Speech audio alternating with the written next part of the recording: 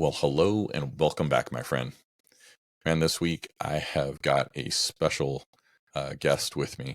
So, Tarek Chaudhary has become a fast friend. We've had some amazing conversations.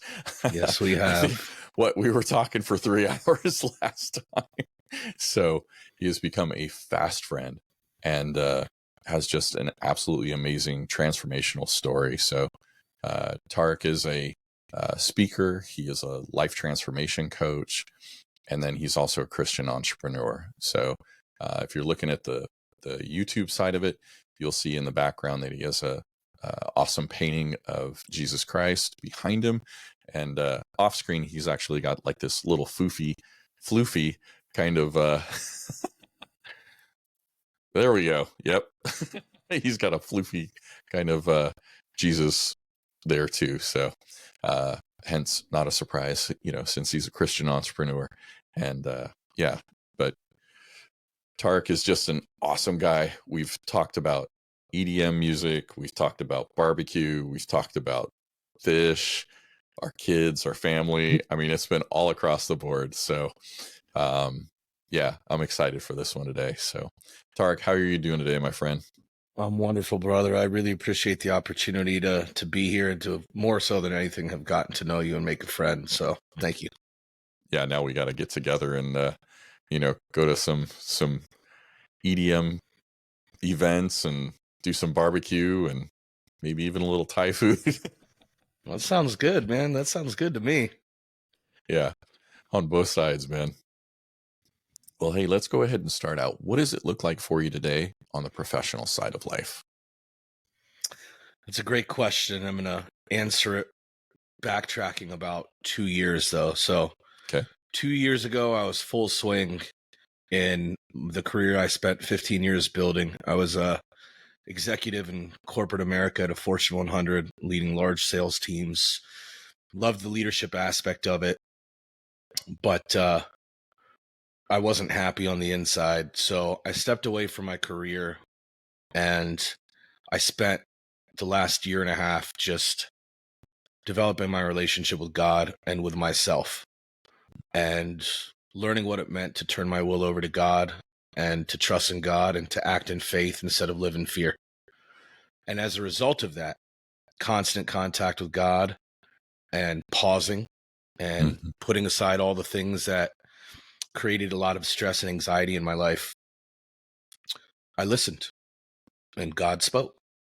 And as a result, I have now left my career in corporate America and my leadership career in corporate America. And I've transitioned into the field of public speaking, inspirational and leadership speaking, life transformation coaching. My book should be out the end of the year. And also working on a retreat-based program in the areas of helping people with addiction issues, trauma issues, anxiety issues, mental health issues, and spiritual issues. And it's a truly transformative offering that we're creating that right now will likely be held in the beautiful country of Texas. And when I say country, I don't mean, independent Texas, but the countryside of Texas. So That's an important yeah. important to denote. Yes. I am not suggesting Texas remove itself from the union. Yeah, I feel you. Well, what about on the personal side? What does that look like for you right now? On the personal side, brother, I live in an abundance of abundance. I am the most grateful I have ever been. I believe I don't think I could be more grateful. I have abundance in my life. I long for nothing personally. My relationship with God is at the center of everything that I do. I live by Proverbs 16:3. Put God at the center of everything you do and you shall succeed. I have two beautiful sons who I love with all my heart, who I spend a good amount of time with, good quality time. I'm not distracted when I'm with them anymore. I have extremely meaningful relationships in my life. I love what I do professionally now. Whatever pressure I feel, I put it on myself. And it's no longer, I got to drive massive growth results for the man anymore. And my purpose is to serve God in everything that I do. And I just live in gratitude, and I live in a constant appreciation for and relationship with God. And I live a spiritual life, man. And I've got great practices in place. And where I was a year and a half ago, even a year ago, was a completely different space, man. Completely different space. So from a personal perspective, I feel like I've been given the gift of life, and I appreciate it for the gift that it is. And you've also got the gift of that amazing husky of yours. So Yes. we can't leave out the husky, man. Yes, my husky. My husky and I lived alone in the woods. I say the woods as if we lived outside. We lived in a little shack in the woods for 9 months in Connecticut. Just me, my husky, and prior to the Lord's intervention, some ghosts. So it was beautiful, man. Just we were on, it was like 200 acres of land backing up to the Housatonic River in Connecticut, and it was absolutely beautiful, serene, and there was nothing lonely about it, man. My relationship with God blossomed so much there, and I learned the difference between solitude and isolation. Very big difference. So what's the difference? Isolation is where it's just you. You're isolating yourself from all your relationships, whether it's spiritual or personal. That's isolation. You're not asking for help. You're not interacting with the people you love. You're retreating into your diseased mind. And whether that's a disease of addiction, a disease of trauma, whatever it might be. And solitude is the comfort and love of the time that you spend with yourself and your higher power. That's what solitude is for me. I spent my days connecting with nature, connecting with God, connecting with scripture, connecting with community. And I spent the majority of my time in the woods with my dog and God. And then I'd go to different 12-step meetings and meet a community of like-minded people. And that was my life. That was it. For a period, I had lost my children. And so I did what I had to do to heal.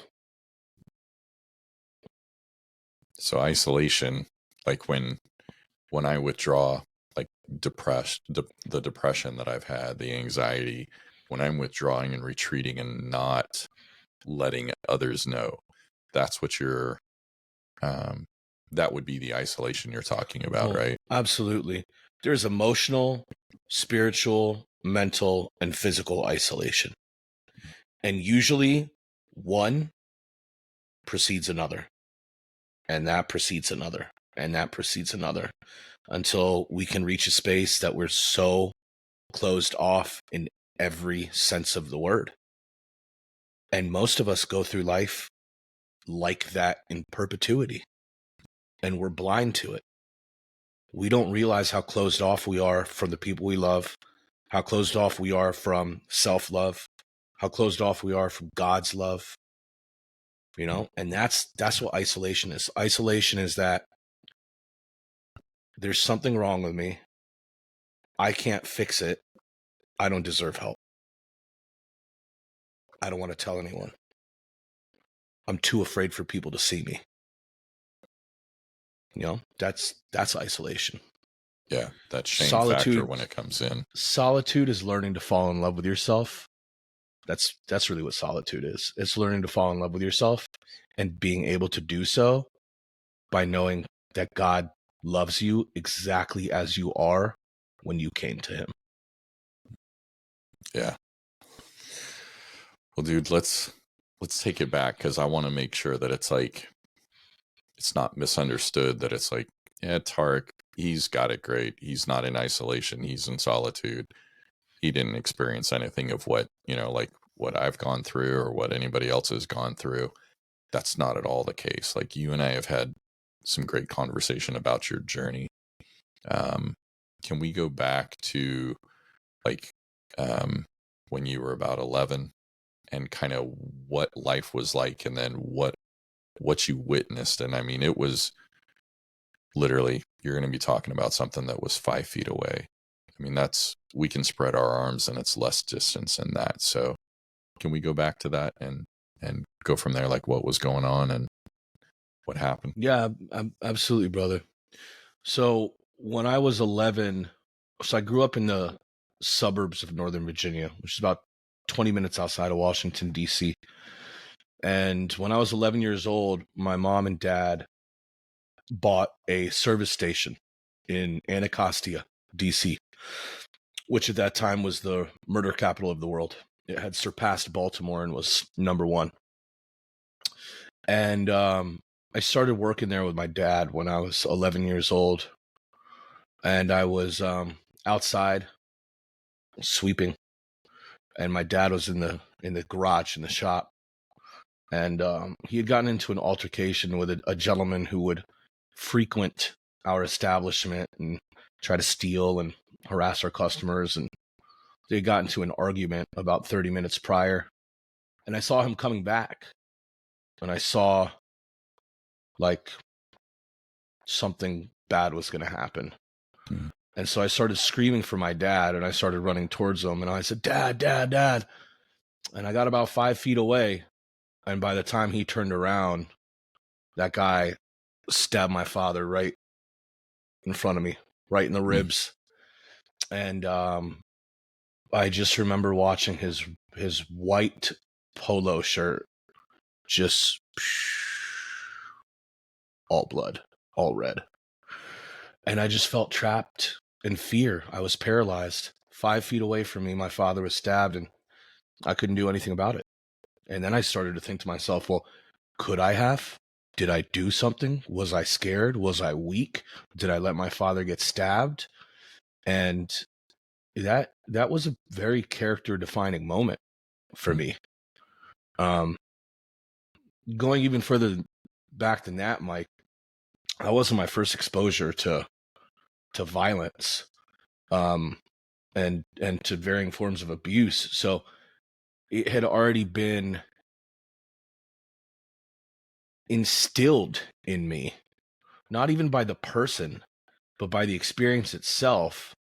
Fear was instilled in me. And in that fight, flight, or freeze situation, my young mind froze. And then anytime I was brought to that heightened sense and I felt that same feeling, I would freeze. And going from a little boy to a young boy to a prepubescent to a teenager, I always thought that I was really weak and afraid. And I mean, I had been bullied at school so much in elementary school. And I always felt super weak because in those situations, I would freeze. I was powerless. And I carried that my entire life, and it was extremely profound in how it impacted me. And the amount of self-discovery and deep work that I've done in the last couple of years, I had a level of self-awareness, but I had nowhere close to as big of a grasp on it as it merited. It shaped so much of my identity up until even 2 years ago. How so? Like, so you talk about the fear of feeling like, hey, I'm weak, I can't stand up, right? How did that continue to play out, as you're going through like your 20s and then you became an executive? I mean, like, how is that fear showing up in your life? The number one primary driving emotion in my life has been fear. It either paralyzes me or it compels me beyond composure. And I developed a massive inferiority complex. But from an identity perspective, I literally created a version of myself that people would be afraid of, because I was so afraid of them hurting me. I wanted to project an image, a false bravado of, I'm a tough guy. You don't want to mess with me. Even though on the inside I was terrified. And so I developed this persona that was a powerful presence, that was intimidating, purposely, because that was a defense mechanism that I created. Just the way I looked, just the way I carry myself, I'm not someone that you want to mess with. That's what I did intentionally in every aspect of my life. And it was just, I always had to have something to prove. And a big part of it, Mike, too, is when I started drinking and exploring drugs, I wasn't afraid anymore. That scared little boy wasn't there anymore. And in situations like that, people were right to be afraid of me because I was crazy. I had no inhibitions. I felt liberated from my fears. And I didn't feel isolated. I didn't feel like I couldn't let people in. I was wild. I was fun. But, I was always willing to do more than everybody else was. So I just created this identity that was just false in every aspect. All of it was based in fear of rejection, fear of physical attack, fear of emotional attack. And everything I did was based in fear. Even becoming wildly successful, I was too afraid of my father being right. He used to tell me that I was a good for nothing bum, that I'd amount to nothing in life, that I'd never be worthy of a woman's love. And I was so afraid that he was right that I used that fear to prove him wrong.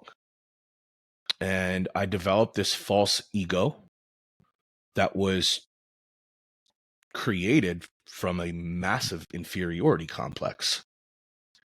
And so, I was basically a modern day Napoleon. I had this massive inferiority complex that made me think I was like the man. And it was all this little boy.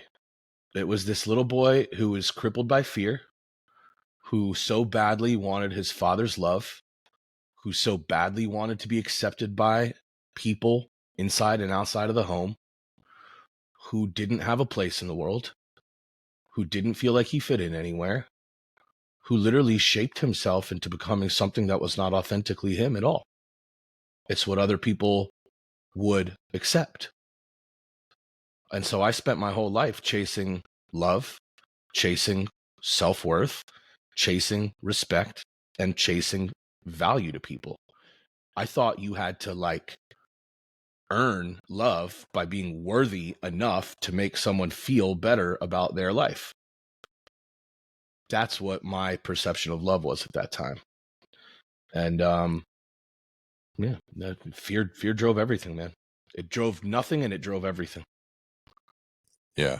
So for me, I know fear was definitely the guiding, and it was almost like at the helm of the boat, right? The person steering the wheel in the decisions I made, which in turn caused me to play small in everything I did because I was afraid of people's perspective of me, right? If I failed, then it's like they're going to see me and I'll be thrown off to the side. Was fear kind of doing the same thing with you? Or it sounds like you were really pushing to elevate and prove your worth, right? Yeah, brother. I was trapped inside of my parts.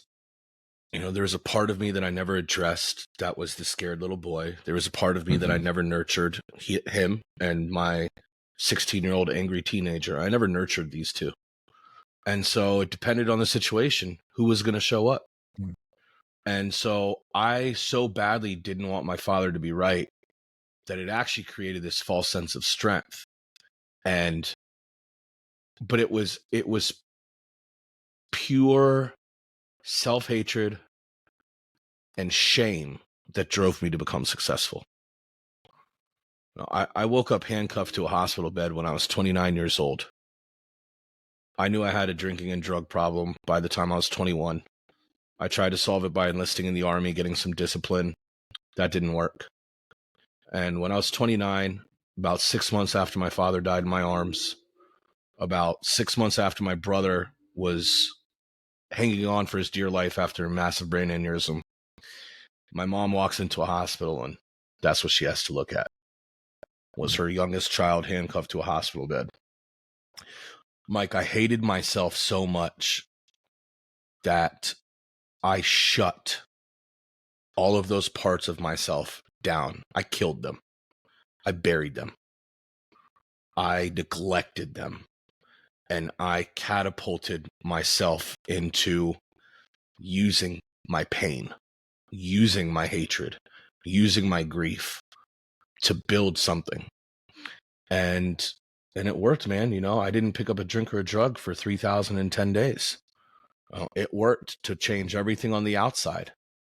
It worked to achieve so much professionally. It worked to earn all those people's respect and admiration and all that. But I never fixed me on the inside. I just tried to bury my pain by creating new pain and new distraction. And that all came to a screeching halt, my friend. Yeah, and 3,000 days, man. I sat there and I went, that's a lot of time. Dude, we're talking 8.25 years that it was like you forged yourself into another person, right? 100%. So 100%. I mean, this was not like a small feat that you did.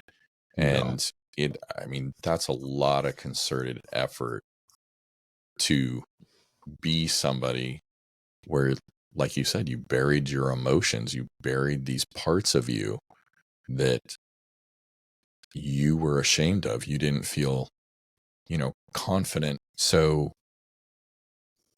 when you're finding yourself at that point, 3,010 days later, did you then go, hey, I really need to address who I am on the inside, like what I've buried and ignored and just literally killed this part of me? Or was there additional stuff that had to bring that to the surface where you're like, hey, I need to address this?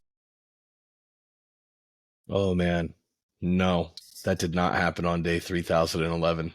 No, not at all. I wish it did. Actually, I don't wish it did, because it happened exactly how God designed it to. So I'm very grateful for all of it at this point.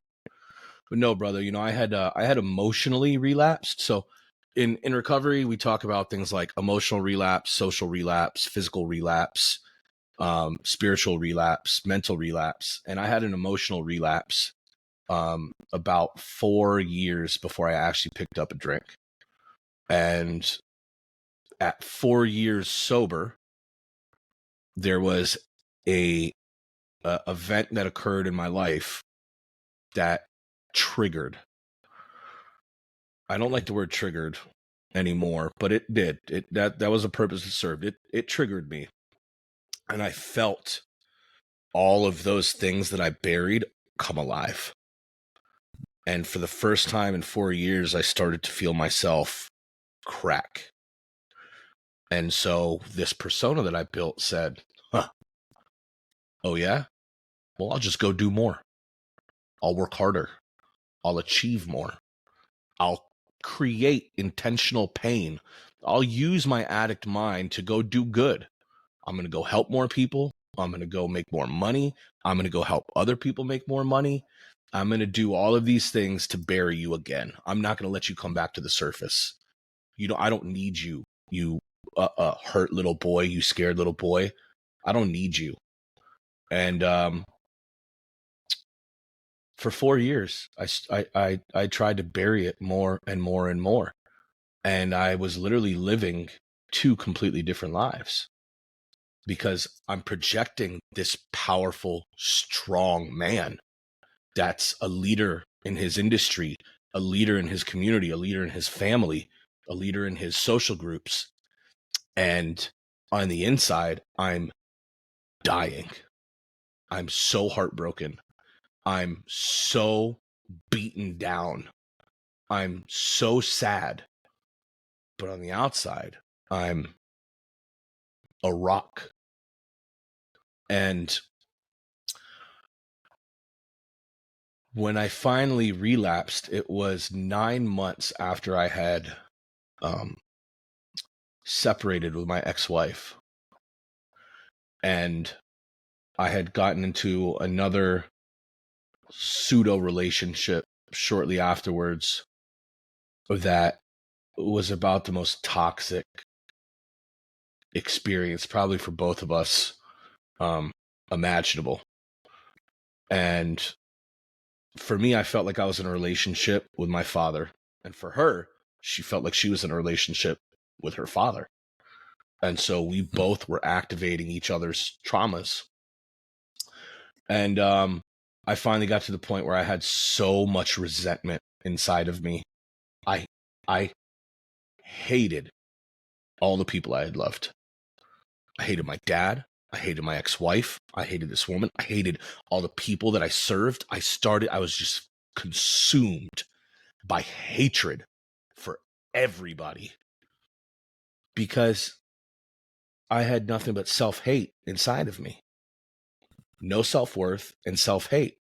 On the outside, I'm living my life to serve people. You know, all the people I love, I'm living my life to serve you and to make you happy. Well, I didn't feel like it was happening in return, you know, because I didn't even know how to receive love, let alone I didn't know how to give love. The type of love I was trying to give people was unrealistic, man. Like that's some hero, Clark Kent, Superman kind of stuff that's not real. But I thought that's what you had to do. And I was creating this standard that I myself couldn't even live up to. And I broke, man. That I got a big case of the effets and I broke. And I was in Germany at Oktoberfest on a guy's trip when I finally decided that I was going to pick up a drink after 3,010 days. And brother, within 24 hours, I knew I was in a ton of trouble. Within 24 hours. But I tried to lie to myself. Don't forget who you've become. Don't forget what you're capable of. Don't forget what you did with your life. You're in control. And I was not. I was not in control. Mike, I burned my life to the ground in a matter of 2 months. My relapse was so bad and I was so out of control. And even though I was sober for 8.5 years and I built all this discipline and all this mental toughness and all of this success, it was all out the window, man. I was back to being an addict. And that addict was that damaged little boy and that angry teenager and that unloved young man. Those are the parts of myself that created my addiction. And I was lost, brother. I was gone. In a matter of less than 2 months, I was arrested for the first time in my life. And it was bad, really bad. And that night when I came home from jail, that's the first time in my life I walked away from isolation and I dropped to my knees and I said, I don't know who you are. I don't know what your name is, but I beg you to save my life. I can't do this. I can't do this. I can't do this. I don't know what's happened to me. I can't do this. I was living my worst nightmare.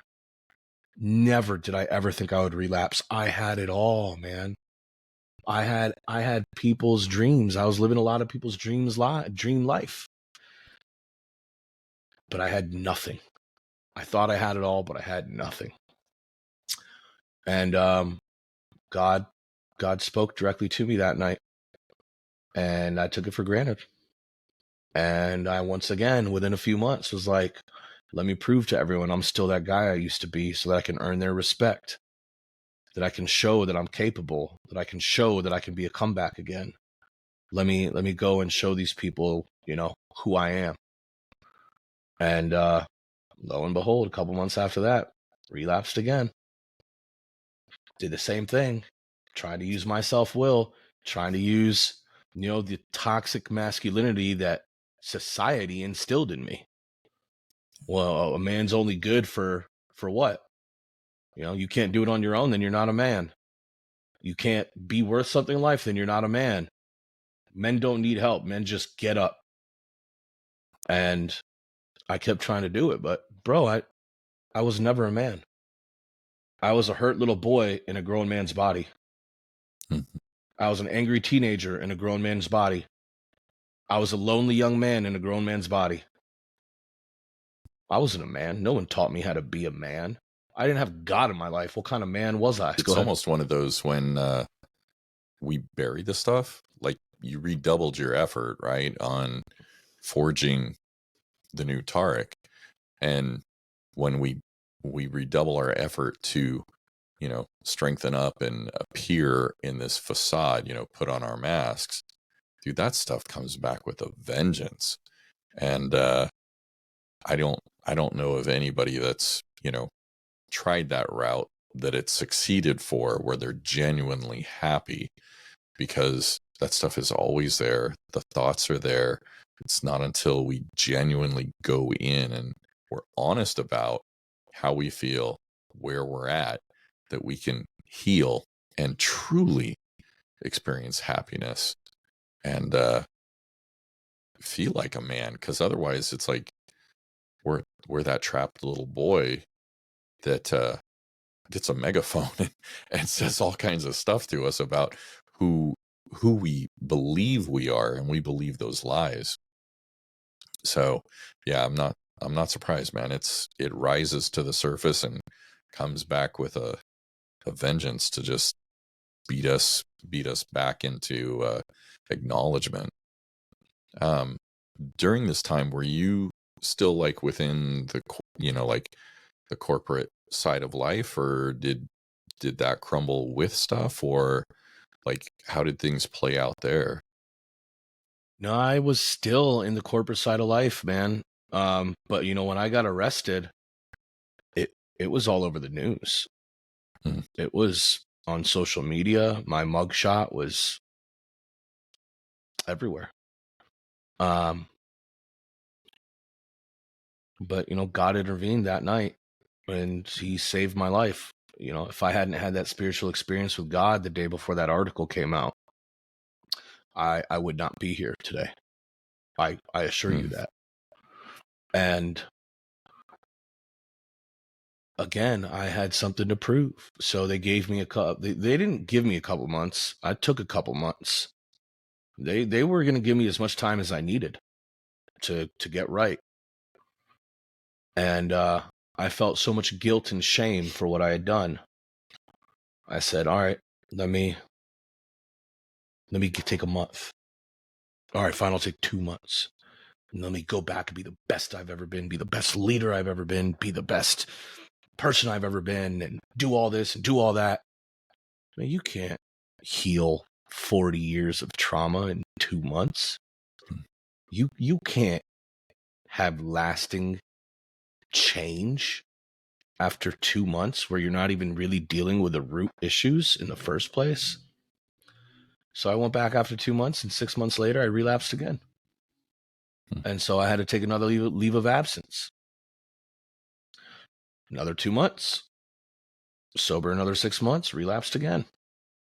And it was that time where, that last time, because when I relapsed that last time, man, I lost my children. I am a single father. I have the most beautiful 5 and 6 year old boys with autism. And that was the only thing I was holding on to in life. It was all I had left was my kids. The most important thing I ever wanted in life was to be a father to sons. Not that I don't want a little girl, don't get me wrong. I hope that's in the cards for me. But I wanted to raise boys because I always wanted to be the father that I never had. God bless his soul. I love my father so much. The relationship him and I have now, man, I understand my father so much. I understand his pain, his suffering, his actions, his efforts, his traumas, all of it, man. I love my dad so much, man. And it was to say that to you now. If you had heard me talk about my father a few years ago, you'd think you were talking to a completely different person. And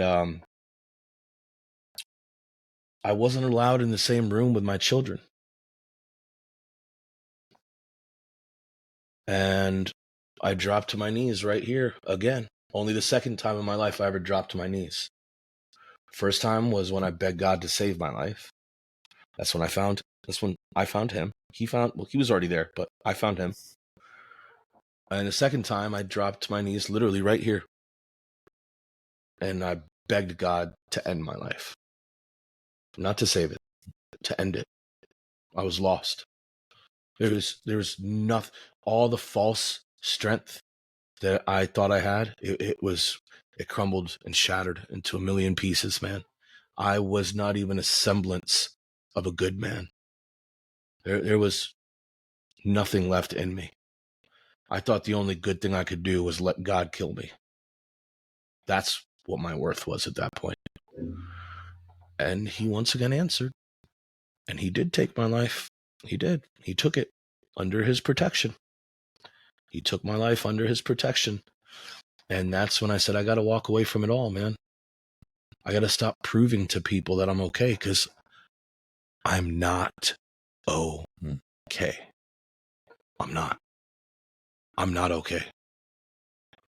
I can't do this on my own. I'm not capable of doing this on my own. I need help. I want help. I will do whatever people smarter than me tell me to do. I'll take however long it takes. I'll put my trust in God that all the things that I thought were so important clearly aren't. Right? I lost the respect of people. I lost status. I didn't lose. I gave away a fortune that I worked so hard to build. I squandered it on sin. And I robbed my children of their security and their future. My children would have been set for life. Like, my boys will more than likely need some type of assistance their whole life. And it was there for them. They were going to live a good life till they were in their 80s. And it was gone. I gave it all away to Sid. And it was in that moment, pure surrender. I can't do this alone, man. I need help. Nothing matters. The job doesn't matter. The money doesn't matter. The worth that I'm trying to buy from people doesn't matter. Like, nothing matters. I need help. I am a hurt, traumatized man, and I need help. And I did. I went and I got help. And I said, however long it takes. I gave myself a minimum of 1 year to just focus on spirituality, recovery from addiction, trauma work, trauma therapy. And I dedicated my whole existence to that. And again, I had lost my kids, man. I was only allowed, in a public place, supervised with my kid for 1 hour a week. Looking at their empty beds and then having to go to Chick-fil-A to see my children. That was brutal, man. I was brutal. And to know how badly my kids needed me and how badly I needed them, but in order to ever get that back fully, I had to leave. I had to. Otherwise, I could never fully be there for them if I didn't get right. And, man, I trusted in God. And every day since then, I battled myself. I battled my demons with help, with God's help, with the help of the people that God put in my life, with the help of community, with the help of other men, with the help of women. Like, anywhere I could get help, I took it. I humbled myself. I said, I need to learn from people who are far more equipped to teach me than I'm capable of teaching myself. And for the first time ever, not even realizing it until 6 months later, for the first time ever, I actually showed myself an act of true self-love. What people thought didn't matter. What I thought people thought didn't matter. Nothing mattered other than healing. That was it, man. Just healing. Actually investing kindness into myself. Not anger, not rage, not self-hate, not shame, not guilt, not revenge, not resentment, not ego. Love. For the first time in my life, I loved myself. And it was the complete opposite of what I was taught was love. It was a complete opposite of what I was taught a man should be. I did the opposite, and the opposite gave the result that I desired my entire life. But the most important thing I ever did, man, was I humbled myself to God. I didn't have God in my life. And even when he revealed himself to me, I didn't put him at the center of my life. I didn't listen to what he told me to do. And I went and I did my own way again, and I did my own way again. I did my own way again. And he never left me, man. I left him. He never left me. And so, yeah, no, bro, I at 3,011 days, brother, I was still too stupid, pardon my language, to realize that I needed help. Or that, let me reframe that. I was too ignorant to realize that I was the last person in the world that could actually help me. The parts that were leading me, the mind that was leading me, was my worst enemy. And I was using my worst enemy to fix my problems. Yeah, I think that's like one of the biggest like fallacies is that I can figure my way out of this alone. I know I tried time and time and time again and just could not get there. But it was because I was working under other lies. And when you try and heal under lies and build a life that's real, it doesn't happen. You know, you talked about community and relationships around you. That's a pivotal component, man, of having people that can tell you, you know, hey, yeah, I'm here. But then also being able, when we allow them to speak into our lives and say, hey, I'm seeing this, and,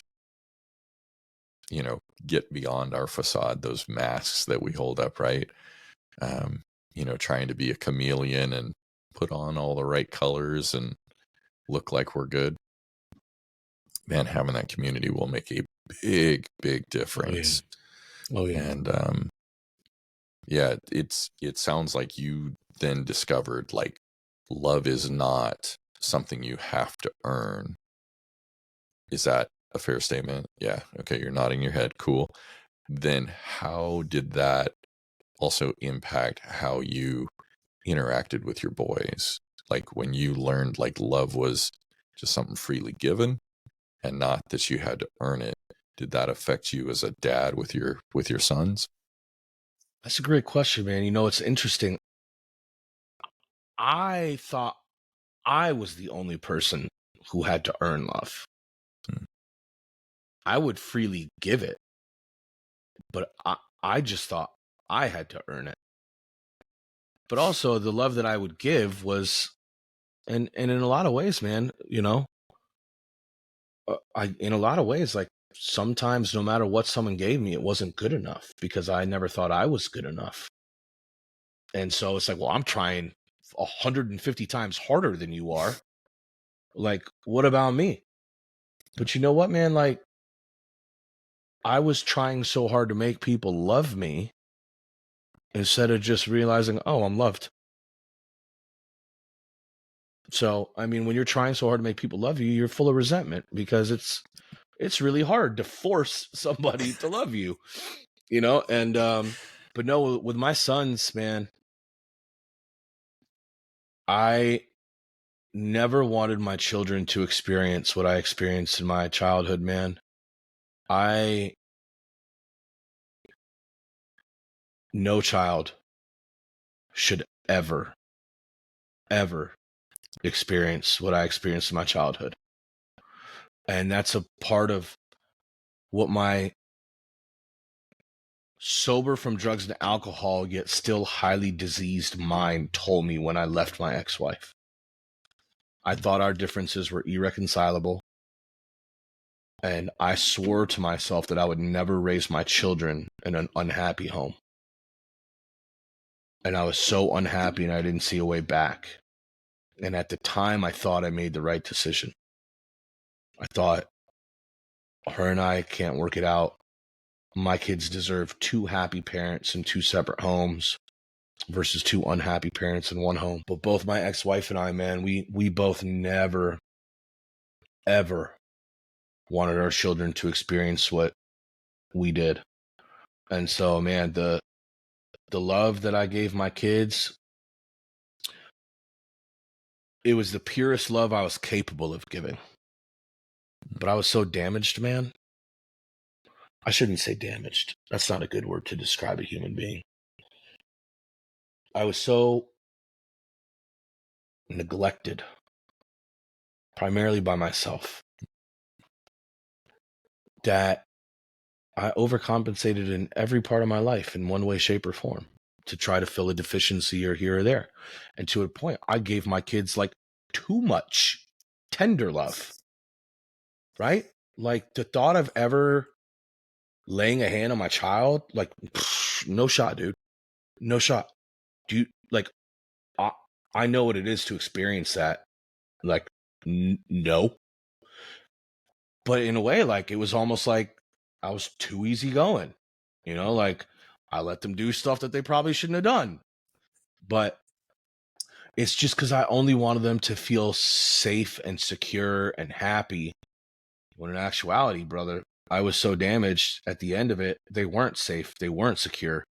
They had this false sense of happiness, but I was a disaster, man. It got to the point where, you know, my kids would go to sleep and I'd be getting messed up after I put my kids to sleep with them in the house. Like it got that bad. And, you know, I would have people come over after my kids would go to sleep. It was bad, man. Like, you know, I can only say that, man, thank God, man. Praise God. That's all I can say. I don't know what else to say, brother, but praise God. Like, he opened my eyes to so much. But I could tell you this too. If I didn't suffer the way I suffered, I wouldn't have any clarity on any of this. Yeah. I'd still be confused. I'd still be searching. I'd still be in isolation and doing it all the wrong way.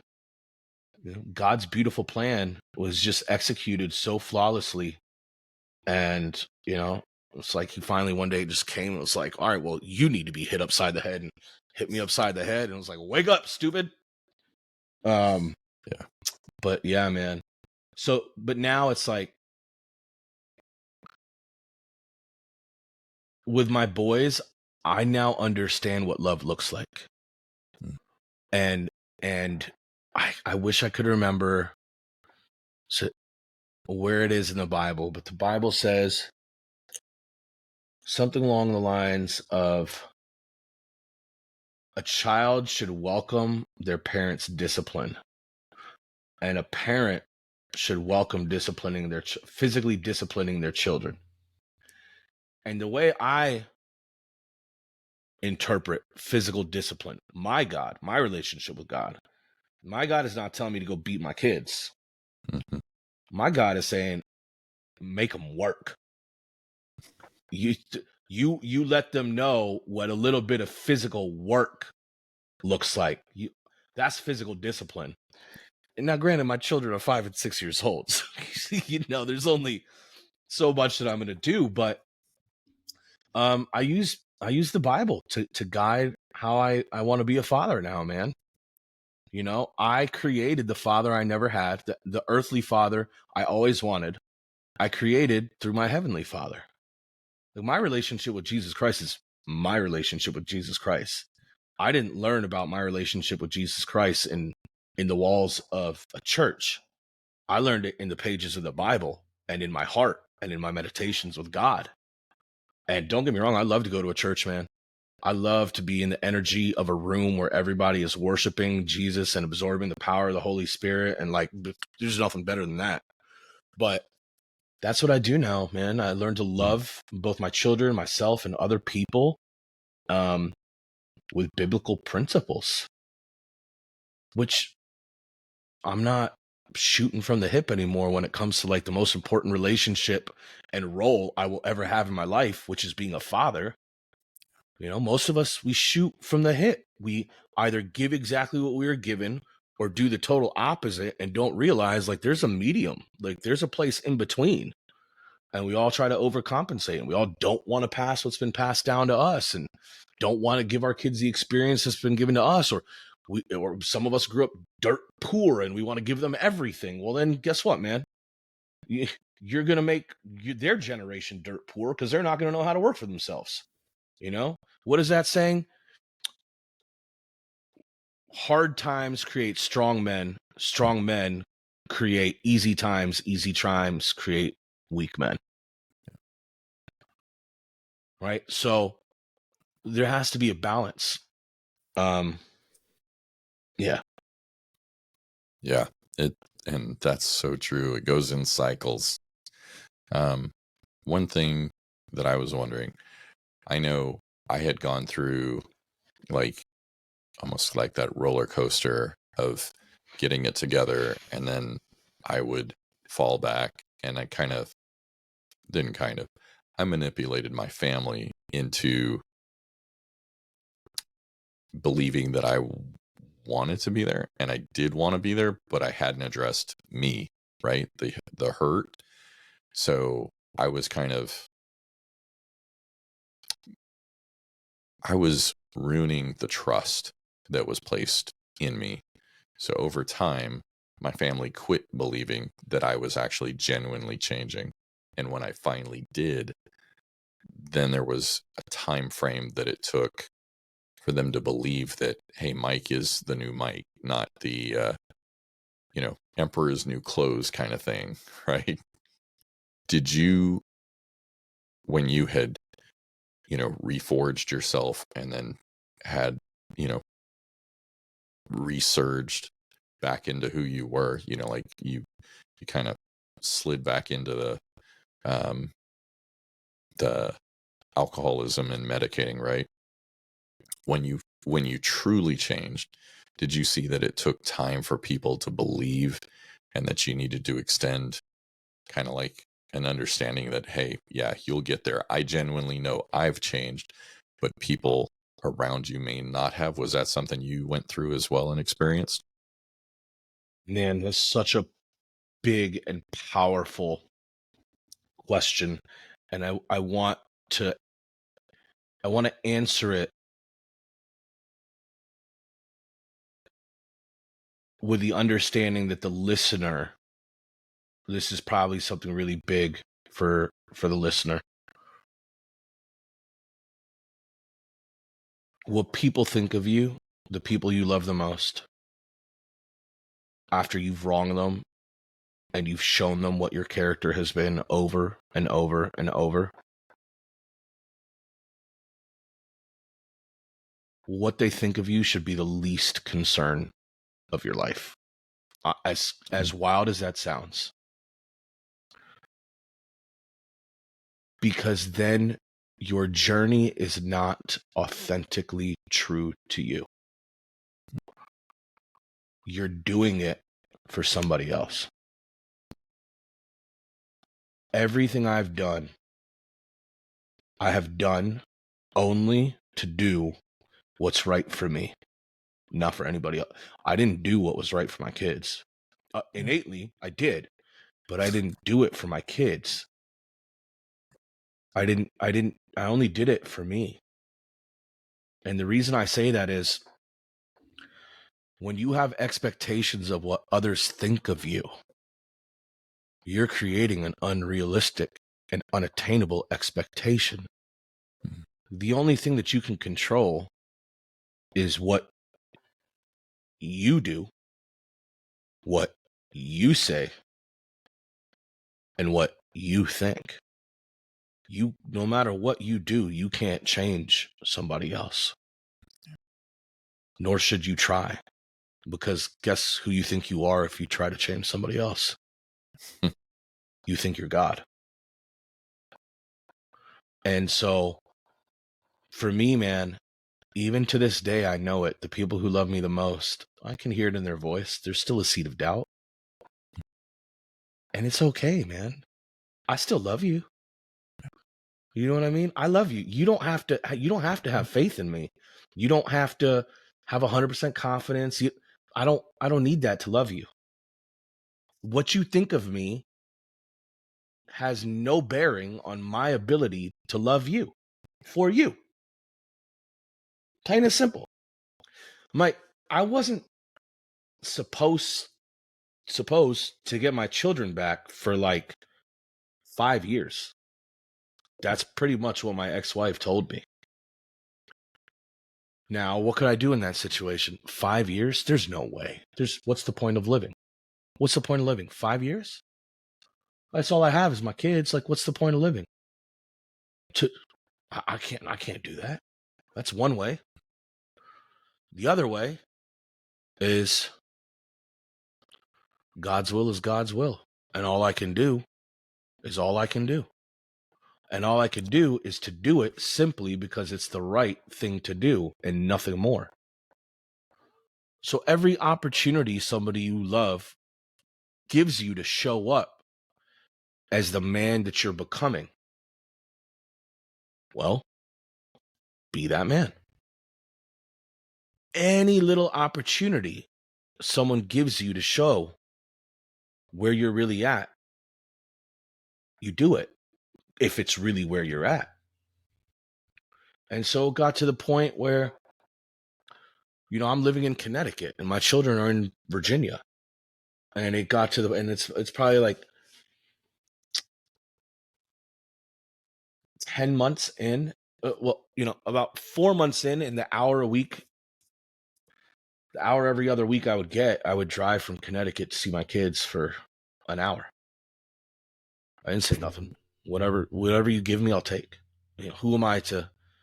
I held on to all these, it's your fault, blah, blah, blah. Screw everybody. It's all your fault that I relapse. It's all everyone's fault that my life's a disaster. It's all the trauma. It's my dad. It's everyone but me. Everyone but me is the problem. And then, it got to the point where I just started becoming a man who showed up. And my kid gets sick. I'm getting a tattoo. I'm in Massachusetts. I'm getting a tattoo. My ex-wife calls me and she's like, I'm sick. Our oldest son is sick. My boyfriend's sick. And our youngest son is about to be admitted into the hospital. Like, I have no one to call but you. Can you come help? I looked at my tattoo artist. I said, hey, man, wrap it up. I got to go. And I drove 7 hours to Virginia to go be with my son. I didn't say a word. I had an opportunity to be a father. So I went and I was a father. Stayed with him for 4 days. It was beautiful. It was the longest time I got to spend with one of my children in so long. I was so grateful for that. And I knew, hey, that was that. I got that chance. It's not going to happen again anytime soon. I'm grateful for what I had. I'm grateful for what I had. That's what God gave me. And I should be grateful for it. And I just kept showing up, man. And, interestingly enough, 1 year to the day that I lost my children, my ex-wife gave them back to me. I didn't have any clue. I didn't ask. I just showed up. I didn't say a word. I didn't tell people what I was doing this, doing that. I'm changed. Show up. Let them see who you are. And even if they don't, still show up as who you are. You got to be true to you, man. You got to honor your relationship with God. You got to honor your relationship with God and to not love yourself, then you don't love God. Because you're saying you know better than God does.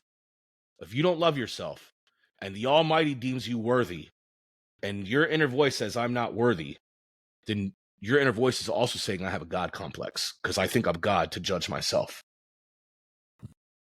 And so that's it, man. You just show up for yourself, show up for God, love yourself, do the right thing, and the right thing will happen. That's all you can do. Never expect anybody to forgive you. Just give forgiveness freely. You're liberating yourself. Don't give forgiveness expecting to get it in return. That's not forgiveness. That's a trade. That's a transaction.